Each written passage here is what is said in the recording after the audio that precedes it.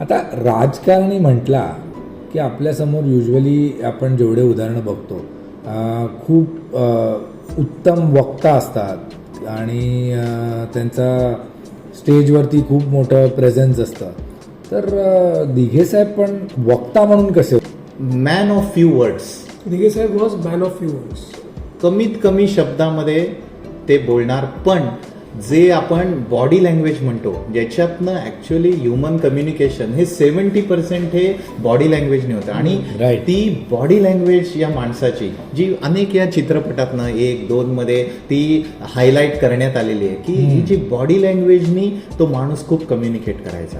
कधीही त्या व्यक्तीला स्टेजवर जाणं हे पसंत नव्हतं किंवा ते त्या माणसाचं नेचर नव्हतं. नैसर्गिकरित्या तो माणूस हा कार्यकर्ता होता आणि स्टेजवर जाणं आवडलं नाही.